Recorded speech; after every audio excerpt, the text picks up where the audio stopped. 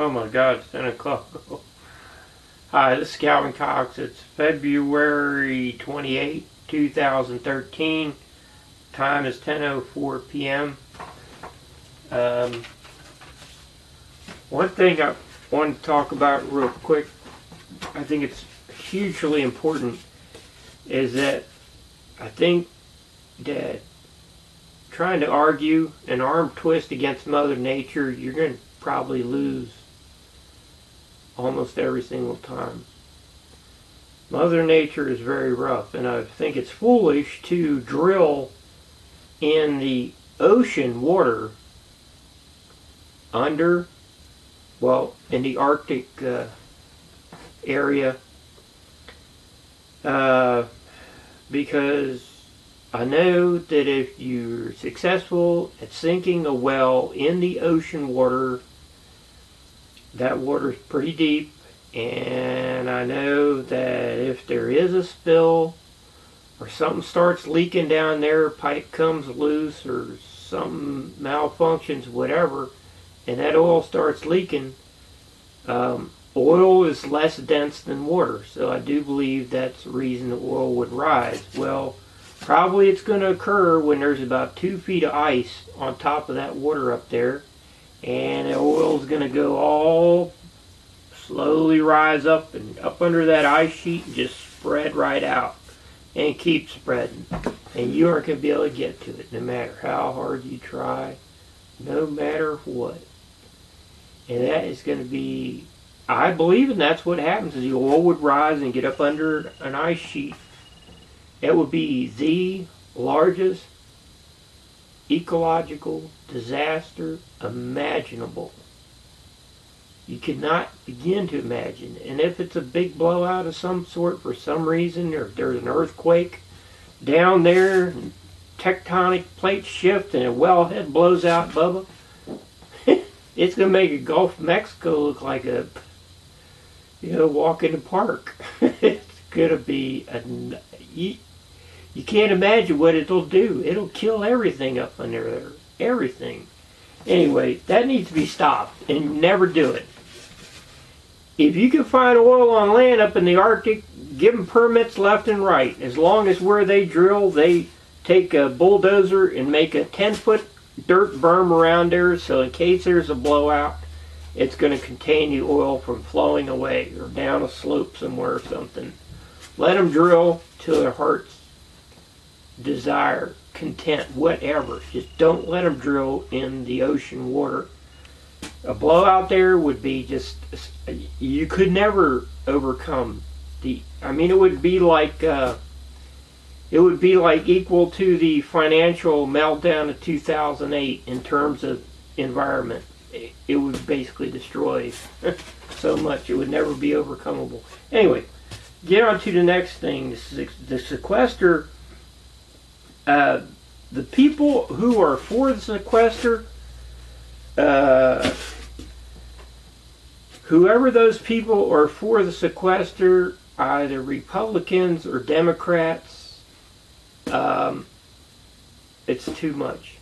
It's too much to kick someone with. The numbers that people came up with, it's just too much to swallow.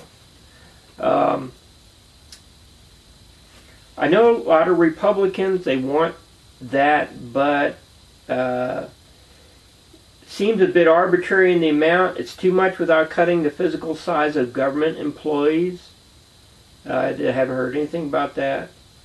There are lots of, would like to make a notation, there are lots of old Republicans. There's lots of old Republicans on Social Security, and they need every penny of it they can get. There's lots of Republicans that work for minimum wage. There's lots of Republicans that earn just above minimum wage, like me. And there's lots of Republicans that earn under $50,000 or even under $40,000 a year.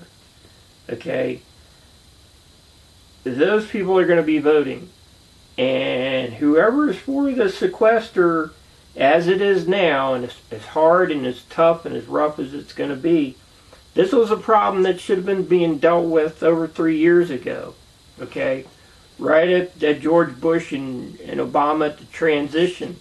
And then someone wants to ram it up everybody's, whatever. Now, you're getting your paycheck. Your paycheck is guaranteed for Congress. And y'all are the ones who are going to shove this down everybody's throat. Excuse me.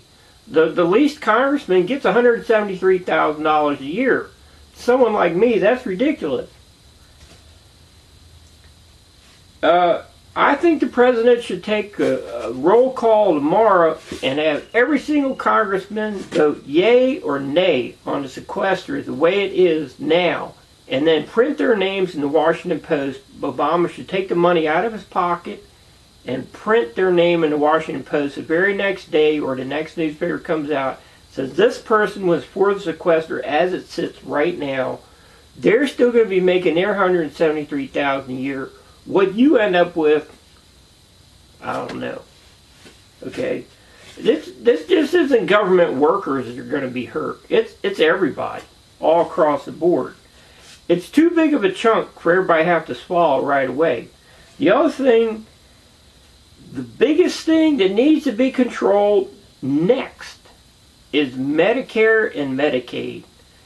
You need to figure out how to make doctors more efficient so their lives are more livable. They don't have to work so hard, so they can charge less for the services they provide. Some methodology needs to be applied, either computer programs, like a flow chart to figure out for rapid and more accurate diagnosis that could assist doctors, that only doctors could be allowed to access such programs or whatever. If it could cut down on medical costs, need to evaluate what's with all this Medicare and Medicaid going on. How do we make the whole medical system, the whole flow, more efficient, quicker, more accurate, so it will cost less, okay? So someone doesn't go to the doctor, oh, well, this, and, oh, come back and see me in 2 days, and, next thing you know, the person's had X number of tests, come back, and not only waste their time, it wastes the doctor's time, it costs twice as much. There's got to be an intelligent way around that problem. That's where the next big chunk of money needs to come. Don't do it now. My feeling is, whatever everybody's thinking in Washington, my feeling would be reduce the sequestration by $200 billion more, and also raise taxes by $100 billion more. Okay? And then freeze it. Leave it alone until you can figure out how to make the whole medical situation more palatable and where to make the next series of cuts there. I think in the long run, that's going to work. It's going to be bearable. Everybody can live with it. The problem now is anybody who is on the roll for the sequestration as it is now, for whatever, maybe there's a deal in the works tonight, I don't know, but whoever's for it, they won't get reelected. Next re-election cycle just won't happen.